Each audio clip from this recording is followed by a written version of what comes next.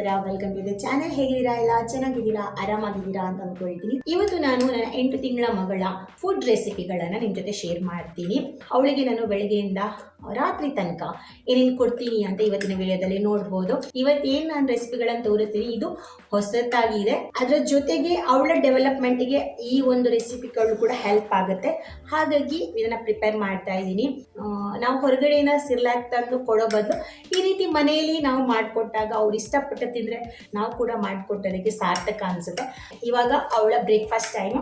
ಅವಳಿಗೆ ಏನು ಬ್ರೇಕ್ಫಾಸ್ಟ್ ಇವತ್ತು ಕೊಡ್ತೀನಿ ತೋರಿಸ್ತೀನಿ. ನಾನು ಇವತ್ತು ತಗೊಂಡಿರೋದು ಕ್ವಾಕರ್ ಬ್ರ್ಯಾಂಡ್ ಇದು ಓಟ್ಸ್ ತಗೊಂಡಿದ್ದೀನಿ. ಇದು ಪ್ಲೇನ್ ಓಟ್ಸ್, ಹಾಗಾಗಿ ಇದನ್ನು ತಗೊಂಡಿರೋದು. ನಮಗೆ ಬೇರೆ ಬ್ರ್ಯಾಂಡಲ್ಲಿ ಕೂಡ ಪ್ಲೇನ್ ಓಟ್ಸ್ ಸಿಗುತ್ತೆ, ಸೊ ತಗೋಬೋದು ಅದನ್ನು.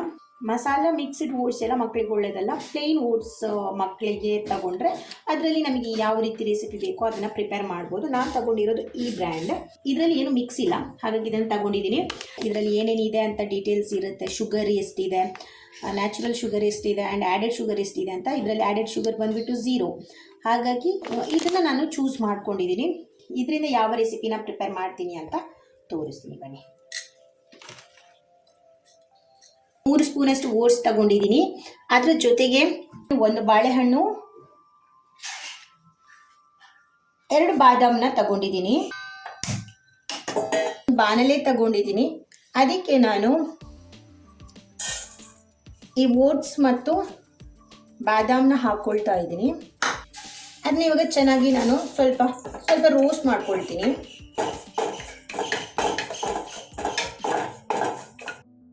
ಒಂದು ಜಾರ್ ತಗೊಂಡು ಪೌಡರ್ ಮಾಡ್ಕೊಳ್ತಾ ಇದ್ದೀನಿ. ಅದಾದಮೇಲೆ ಸೇಮ್ ಬಾಣಲೆಗೆ ಸ್ವಲ್ಪ ನೀರು ಹಾಕಿ, ನೀರು ಕುದ್ದಾದಮೇಲೆ ಈ ಪೌಡರ್ನ ಹಾಕ್ಕೊಂಡು ಚೆನ್ನಾಗಿ ಮಿಕ್ಸ್ ಮಾಡ್ಕೊಳ್ತಾ ಇದ್ದೀನಿ. ಅಲ್ಲಲ್ಲಿ ಗಂಟುಗಳು ಸಿಗುತ್ತೆ, ಇಲ್ಲ ಅಂದರೆ ಹಾಗಾಗಿ ಚೆನ್ನಾಗಿ ಕಲಕೋಬೇಕು. ಆಮೇಲೆ ಸ್ವಲ್ಪ ನೀರು ಹಾಕಿದ್ರೆ ಬೇಗ ಗಟ್ಟಿಯಾಗುತ್ತೆ. ನೀರು ಜಾಸ್ತಿ ಆದರೆ ಸ್ವಲ್ಪ ಟೈಮ್ ತಗೊಳ್ಳುತ್ತೆ. ಇಷ್ಟು ಗಟ್ಟಿಯಾಗಿ ಮಾಡ್ಕೊಂಡಿದ್ದೀನಿ. ಹಾಗೆ ಗ್ಯಾಸ್ನ ಆಫ್ ಮಾಡ್ತೀನಿ. ನೆಕ್ಸ್ಟ್ ಏನು ಮಾಡೋದಂದರೆ, ಅವಾಗಲೇ ಒಂದು ಬಾಳೆಹಣ್ಣು ತೋರಿಸ್ತಾ ಇಲ್ಲ, ಆ ಬಾಳೆಹಣ್ಣ ನಾನು ಇವಾಗ ರುಬ್ಕೊಳ್ತೀನಿ. ಇವಾಗ ಬೌಲಿಗೆ ಓಟ್ಸ್ ಮಿಶ್ರಣ ಹಾಕ್ಕೊಳ್ತಾ ಇದ್ದೀನಿ.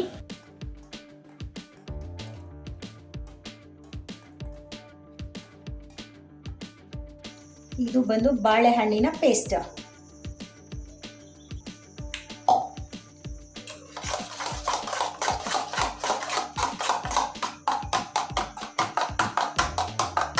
ಬೇಬಿ ಫುಡ್ ರೆಡಿ ಆಯಿತು. ಇವಾಗ ಇದು ಸ್ವಲ್ಪ ಸ್ವೀಟ್ ಆಗಿರುತ್ತೆ, ಯಾಕಂದರೆ ಬಾಳೆಹಣ್ಣು ಹಾಕಿರೋದ್ರಿಂದ ತುಂಬಾ ಚೆನ್ನಾಗಿರುತ್ತೆ.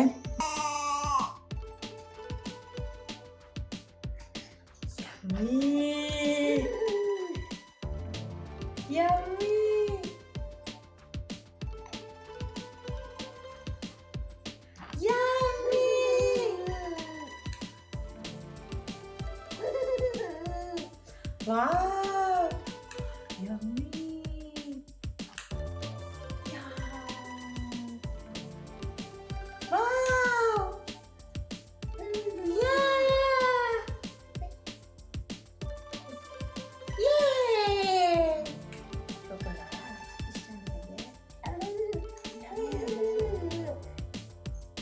ನೋಡಿದ್ರಲ್ಲ, ನನ್ನ ಮಗಳಿಗೆ ಇದು ತುಂಬ ಇಷ್ಟಪಟ್ಟು ತಿಂತಾಳೆ. ಹಾಗೆ ಇದನ್ನು ನಾನು ಕಂಟಿನ್ಯೂಸ್ ಆಗಿ 2 ದಿವಸ ಹೀಗೆ ಕೊಡ್ತೀನಿ ವಾರದಲ್ಲಿ. ಅದಾದಮೇಲೆ ಮತ್ತೆ ಅವಳಿಗೆ ರಾಗಿ ಸರಿ, ನಾನು ಲಾಸ್ಟ್ ವಿಡಿಯೋದಲ್ಲೆಲ್ಲ ತೋರಿಸಿದ್ದೀನಿ, ಆ ರೀತಿ ಬ್ರೇಕ್ಫಾಸ್ಟ್ಗಳನ್ನು ಕೂಡ ಪ್ರಿಪೇರ್ ಮಾಡಿ ಒಟ್ಟಿಗೆ ಕೊಡ್ತೀನಿ. ಸೊ ಸೇಮ್ ಕೊಟ್ಟರೆ ಅವ್ರಿಗೆ ಕೂಡ ಬೋರ್ ಆಗುತ್ತಲ್ಲ, ಹಾಗಾಗಿ ಬೇರೆ ಏನಾದರೂ ನಾವು ಪ್ರಯತ್ನ ಪಡ್ತಾ ಇರಬೇಕು. ಅವಾಗ ಅವರಿಗೂ ತಿನ್ನೋದಕ್ಕೆ ಇಷ್ಟ ಆಗುತ್ತೆ, ವೆಯ್ಟ್ ಗೇನ್ ಕೂಡ ಆಗುತ್ತೆ. ಮಧ್ಯಾಹ್ನ ಲಂಚ್ಗೆ ನಾನು ಬೀಟ್ರೂಟ್ ತಗೊಂಡಿದ್ದೀನಿ ಆ್ಯಂಡ್ ಅದರ ಜೊತೆಗೆ ರೈಸ್. ಅಕ್ಕಿ ಬಂದು ಈ ಸ್ಪೂನಲ್ಲಿ 1 ಸ್ಪೂನಷ್ಟು ಅಕ್ಕಿನ ತಗೊಂಡಿದ್ದೀನಿ ಅಷ್ಟೇ. ಅದರ ಜೊತೆಗೆ ನಾನು 4 ಬೆಳ್ಳುಳ್ಳಿನ ಸಿಪ್ಪೆ ತಗೊಂಡು ಇಟ್ಕೊಂಡಿದ್ದೀನಿ.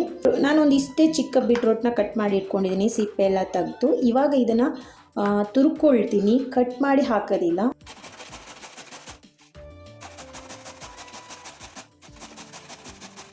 ಬೀಟ್ರೂಟ್ನ ತಗೊಂಡು ತುರ್ಕೊಂಡಿದ್ದೀನಿ. ಕಟ್ ಮಾಡಿದ್ರೆ ನೆಕ್ಸ್ಟ್ ಅದನ್ನು ಮ್ಯಾಶ್ ಮಾಡೋದಕ್ಕೆ ಸ್ವಲ್ಪ ಕಷ್ಟ ಆಗುತ್ತೆ, ಎಷ್ಟು ಬೇಯಿಸ್ಕೊಂಡ್ರು. ಈ ರೀತಿ ತುರ್ಕೊಂಡ್ರೆ ಈಸಿ ಆಗುತ್ತೆ. ಹಾಗಾಗಿ 1 ಕಪ್ಪಷ್ಟು ನಾನು ತುರ್ಕೊಂಡಿದ್ದೀನಿ. 1/4 ಕಪ್ಪಷ್ಟು ತುರ್ಕೊಂಡ್ರೆ ಸಾಕು. ನನಗೆ 1 ಕಪ್ ಆಗಿದೆ, ಸೊ ಹಾಗಾಗಿ ಇಷ್ಟನ್ನು ನಾನು ಬಳಸ್ತೀನಿ. ಅಕ್ಕಿ ಬಂದು 1/4 ಕಪ್ ಅಷ್ಟಿದೆ. ಹಾಗೆ 4 ಬೆಳ್ಳುಳ್ಳಿ. ಇವಾಗ ಇದನ್ನು ಕುಕ್ಕರಿಗೆ ಹಾಕ್ಕೊಳ್ತಾ ಇದ್ದೀನಿ.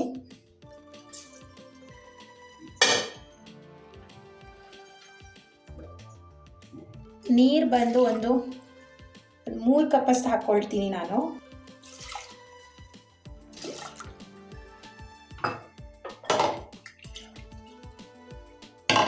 ನೋಡಿ ಕೆಂಪು ಆಗಿಬಿಟ್ಟಿದೆ.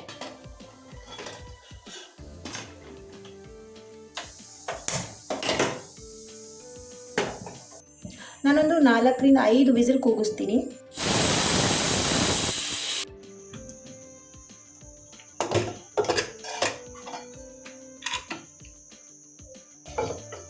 ನಾನು ಮಾಡಿದಂತಹ ಬೀಟ್ರೋಟ್ ರೈಸ್ ಈ ರೀತಿ ರೆಡಿಯಾಗಿದೆ. ಎಷ್ಟು ಬೇಕು ಅಷ್ಟೇ ತಗೊಂಡು ಅರ್ದುಕೊಳ್ತೀನಿ. ನಾನು ಇಷ್ಟನ್ನು ಕೂಡ ಅವಳಿಗೆ ಕೊಡೋದಿಲ್ಲ. ಇದರಲ್ಲಿ ಅರ್ಧ ಭಾಗದಷ್ಟು ನಾನು ಇವಾಗ ತಗೊಂಡು ಅವಳಿಗೆ ಅರ್ದು ಕೊಡ್ತೀನಿ. ಮತ್ತು ಉಳಿದಿರೋ ಅರ್ಧನ ನಾನು ಸ್ವಲ್ಪ ಬಿಸಿ ಮಾಡಿ ನೈಟಿಗೆ ಕೊಡ್ತೀನಿ.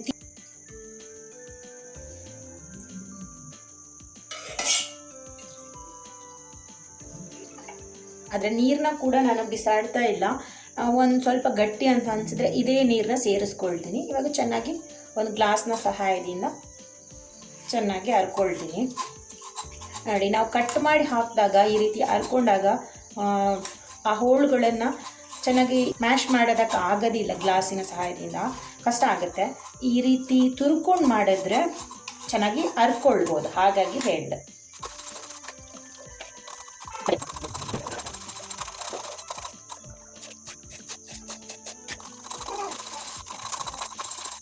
ನಾನು ಇಷ್ಟೇ ಒಂದು 1/4 ಕಪ್ಪಷ್ಟು ಮಾತ್ರ ಕೊಡ್ತೀನಿ, ಯಾಕಂದರೆ ಇದಕ್ಕಿಂತ ಜಾಸ್ತಿ ತಿನ್ನೋದಿಲ್ಲ. ಹಾಗೆ ಅದು ಸ್ವಲ್ಪ ಗಟ್ಟಿಯಾಗಿದೆ. ಅದಕ್ಕೆ ನಾನು ಬೇಯಿಸ್ಕೊಂಡಿರೋ ನೀರಿದೆಯಲ್ಲ ಅದನ್ನೇ ಸೇರಿಸ್ಕೊಳ್ತೀನಿ. ಹಾಗೆ ನೋಡಿ, ಇವಾಗ ಇದು ಕರೆಕ್ಟ್ ಆಗಿದೆ. ಇದು ಒಳ್ಳೆ ಘಮ ಇರುತ್ತೆ. ಬೆಳ್ಳುಳ್ಳಿ ಎಲ್ಲ ಹಾಕೋದ್ರಿಂದ ಒಂದು ಬೆಳ್ಳುಳ್ಳಿ ಬರ್ತಾ ಇರುತ್ತೆ. ಇದು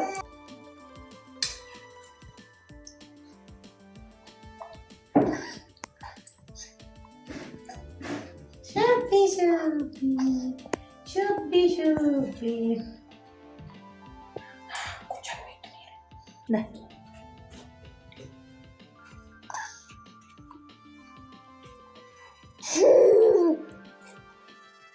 ಗುಡ್ ಗರ್ಲ್ ಮಹಿಳಾ,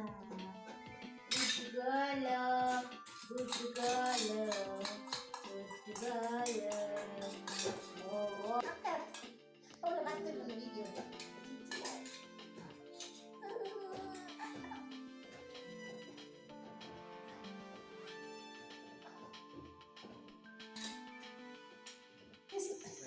ಸಂಜೆ ಸ್ನ್ಯಾಕಿಗೆ ನಾನಿಲ್ಲಿ ಮಖಾನ ತಗೊಂಡಿದ್ದೀನಿ. ಅದ್ರ ಜೊತೆಗೆ ಒಂದು ಆ್ಯಪಲ್ ಕೂಡ ಇದೆ. ಇದನ್ನು ಸಂಜೆ ಮಾತ್ರ ಅಲ್ಲ, ಬೆಳಿಗ್ಗೆನೂ ಕೂಡ ಬ್ರೇಕ್ಫಾಸ್ಟ್ ರೆಸಿಪಿಯಾಗಿ ನಾವು ಕೊಡ್ಬೋದು. ನಾನು ಇದನ್ನು ಸಂಜೆಗೆ ಮಾಡ್ತಾಯಿದ್ದೀನಿ. ಆ್ಯಂಡ್ ತುಂಬ ಕಮ್ಮಿ ಕ್ವಾಂಟಿಟಿಯಲ್ಲಿ ಮಾಡ್ತೀನಿ. ಇದರಲ್ಲಿ ಬೇರೆ ಕೂಡ ಸ್ನ್ಯಾಕ್ ಮಾಡ್ತಾಯಿದ್ದೀನಿ. ಮಗುಗೆ ನಾನು ಇದರಿಂದ ಸ್ವಲ್ಪ ತಗೊಂಡು ಪ್ರಿಪೇರ್ ಮಾಡ್ತೀನಿ. ಸೊ ಅದೇನು ಅಂತ ಇವಾಗ ಒಂದು ಬಾಣಲಿಗೆ ನಾನು ಮಖಾನನ ಹಾಕ್ಕೊಂಡಿದ್ದೀನಿ. ಇದನ್ನು ಚೆನ್ನಾಗಿ ಡ್ರೈ ರೋಸ್ಟ್ ಮಾಡ್ಕೋಬೇಕು. ಕ್ರಿಸ್ಪಿ ಆಗಬೇಕು, ಅಲ್ಲಿ ತನಕ ಇದನ್ನು ರೋಸ್ಟ್ ಮಾಡ್ಕೋಬೇಕು. ತುಂಬ ಲೋ ಫ್ಲೇಮಲ್ಲಿ ಇಟ್ಟು ಮಾಡ್ಕೊಳ್ತಾ ಇದ್ದೀನಿ. ನೋಡಿ, ಇವಾಗ ಇದಾಗಿದೆ, ಈ ರೀತಿ ಕ್ರಿಸ್ಪಿ ಆಗಿದೆ. ಸೊ ಇದರಿಂದ ಸ್ವಲ್ಪ ನಾನು ತೆಗೆದು ಒಂದು ಜಾರಿಗೆ ಹಾಕ್ಕೊಳ್ತಾ ಇದ್ದೀನಿ. ಇಷ್ಟು ತಗೊಂಡಿದ್ದೀನಿ. ಇವಾಗ ಇದನ್ನು ಚೆನ್ನಾಗಿ ಪೌಡರ್ ಮಾಡ್ಕೊಳ್ತೀನಿ. ಇವಾಗ ಅದಾದಮೇಲೆ ಈ ಪೌಡರ್ ಮಾಡ್ಕೊಂಡಿರೋದನ್ನು ಈ ರೀತಿ ಸ್ವಲ್ಪ ಜಾಲಿಸ್ಕೊಳ್ತಿದ್ದೀನಿ.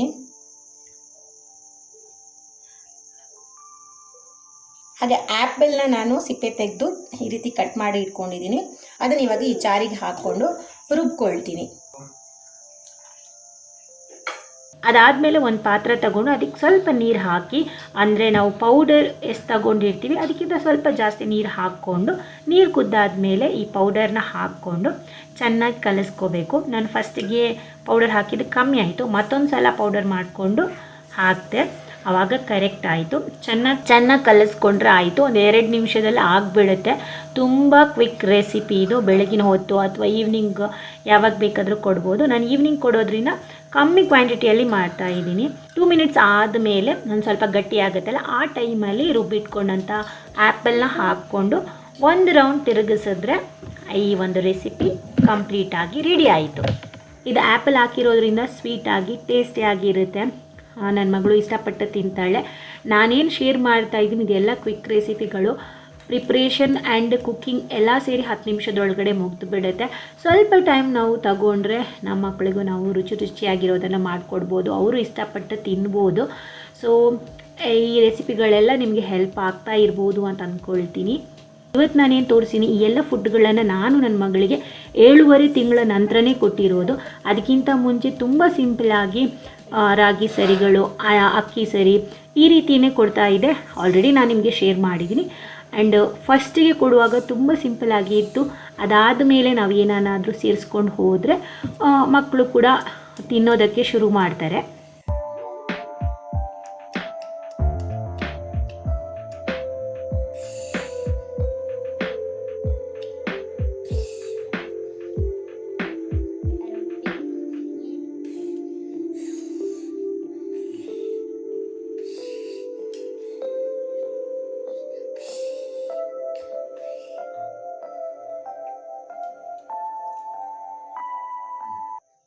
ಇವಾಗ ರಾತ್ರಿ ಊಟ ಕೊಡ್ತಾ ಇದ್ದೀನಿ.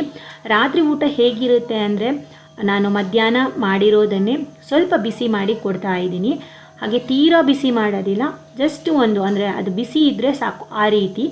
ಹಾಗೆ ಮತ್ತೆ ಅದನ್ನು ಕುಕ್ಕರಲ್ಲಿ ಹಾಕಿ ವಿಸಿಲ್ ಬರ್ಸೋದು ಅದೆಲ್ಲ ಮಾಡೋದಿಲ್ಲ. ಹಾಗೆ ನೈಟ್ ಒಂದೊಂದು ಸಲ ಹೇಗಿರುತ್ತೆ ಅಂದರೆ, ಅವಳು ನಿದ್ದೆ ಮಾಡಿದರೆ ನಾನು ನಿದ್ದೆಯಿಂದ ಎಬ್ಬಿಸಿ ಏನೂ ಕೊಡೋದಿಲ್ಲ. ಅವಳು ಎದ್ದಿದ್ರೆ ಮಾತ್ರ ಅವಳಿಗೆ ಫುಡ್ ಕೊಡ್ತೀನಿ. ಅವಳ ಫುಡ್ ಉಳಿದಿಲ್ಲ ಅಂದರೆ ನಾವು ರೈಸ್ ಮಾಡಿರ್ತೀವಲ್ಲ ಅದರಿಂದನೇ ನಾನು ಅದನ್ನು ಮ್ಯಾಶ್ ಮಾಡಿಬಿಟ್ಟು ಅವಳಿಗೆ ಕೊಡ್ತೀನಿ.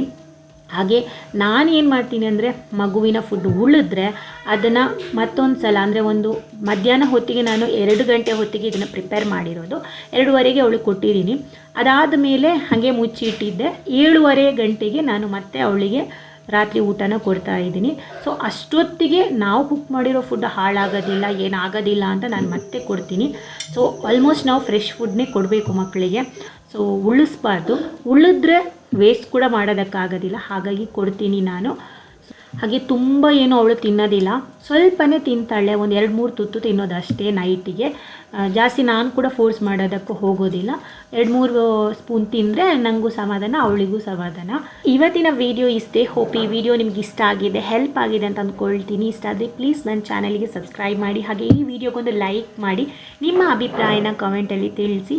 ಮುಂದಿನ ವಿಡಿಯೋದಲ್ಲಿ ಸಿಗ್ತೀನಿ. ಅಲ್ಲಿ ತನಕ ಟೇಕ್ ಕೇರ್, ಬಾಯ್.